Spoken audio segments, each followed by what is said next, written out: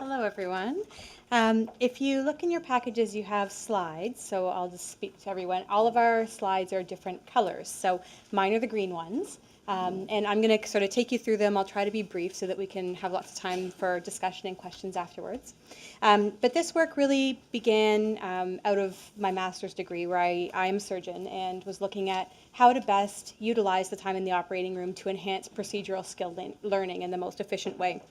And the OR is a very unique environment for teaching for several reasons, because it allows for a very close interaction between residents and staff, or learners and staff people, often over a series of months at a time or long hours at a time.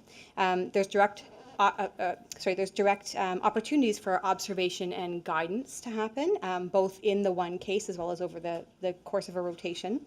That breeds opportunities for meaningful feedback to happen about performance within individual cases, within individual components of cases, and how they build over time.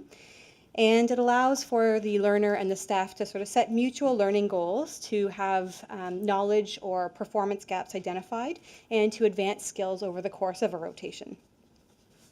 The problem with the operating room is that there are time constraints. There's duty hour restrictions, there's often a focus on getting through the cases efficiently, and medical legal concerns, which really limit the amount and availability of teaching that occurs on a day-to-day basis. Feedback and goal setting in the operating room is often infrequent and unfocused, and there have been several studies that have shown that there's a disconnect between what staff perceive as the amount and quality of teaching that they're giving, they overestimate it, versus what residents receive, and they will usually underestimate both the quality amount of feedback that's been given during the same case. And so what we aim to do essentially was to develop some tools that will capitalize on learning opportunities and provide a framework for the clinical encounter, allowing residents to enhance preparation for the operating room, to encourage them to self-reflect on where they're at and what they need to accomplish or get out of any individual case or out of a rotation, and to goal set along that. For staff, it allows them to understand and know that the resident has actually come to the operating room prepared, which oftentimes then gives the staff person a little bit more of a free hand to allow that resident to become more engaged in the case, actively operating themselves, to identify knowledge gaps that they may see for the resident, and then to frame mutual learning goals for the case. It also will hopefully allow for there to be a scaffolding for debriefing and feedback and future goal setting. So if you look, there's a couple of sheets that are included that are the loose sheets. These are the tools that we developed essentially to help achieve those goals.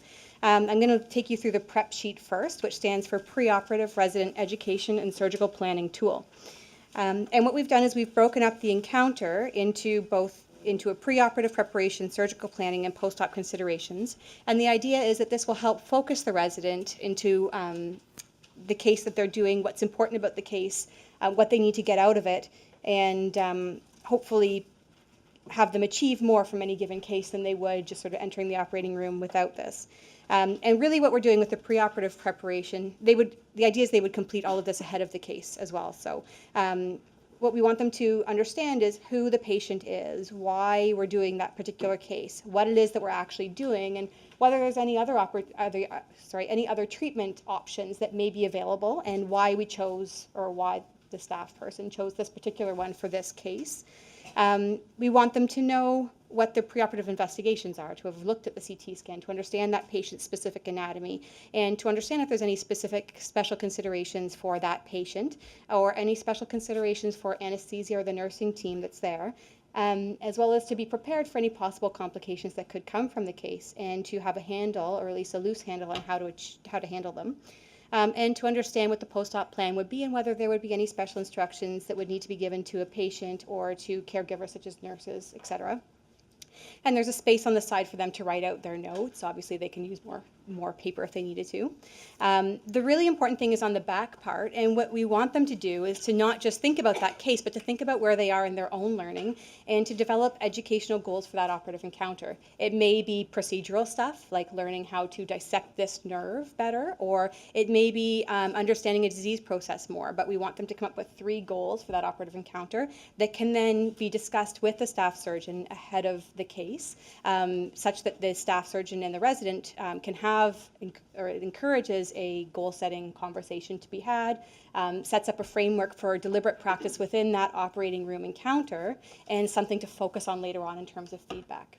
We also want the residents to reflect on what their goals were, what they've learned during the operating case, and what the feedback has given them, and to put down some takeaway points as well from the operative encounter that they can then carry forward to set future goals for the rotation. The other thing we wanted to highlight is that in the operating room, one of the challenges is that there is a lot of time that goes by where there may not be meaningful teaching happening. Residents may be holding retractors and not actively being the one that's doing the operating, and there's a tendency for residents to feel like they are failing if they're not the ones doing the operation, or for staff to feel like by taking that case away from them, they are punishing the resident for it. And we really wanted to reframe the way that residents think about that and engage them actively in observation. This is grounded in the fact that there's studies that have shown that whether you are the one doing something or you're the one actively observing something, the same areas of the brain are activated through through mirror neurons. And so what we really wanted to do was kind of frame that for them. And so we've come up with 5 tips for enhancing engagement and learning in the operating room. And that is when you're actively retract, so to stay alert and engaged, pay attention to the anatomy, pay attention to the approach. This is your chance to take in the bigger picture. Watch how the instruments are used. Watch how other people hold their bodies, what they're doing with them, how they handle the tissues. Ask why they're choosing that one over another one.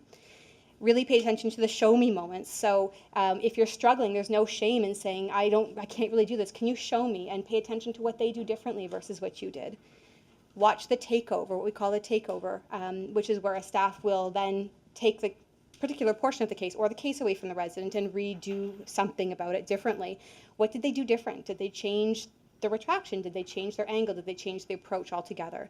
And then really, really learn from unplanned events, complications, and errors, whereby these are key learning moments. You want to observe them, understand what happens in the room, understand what to do about them in those circumstances while you're a learner, while you're not the one responsible for it, in order to be prepared for them in the future.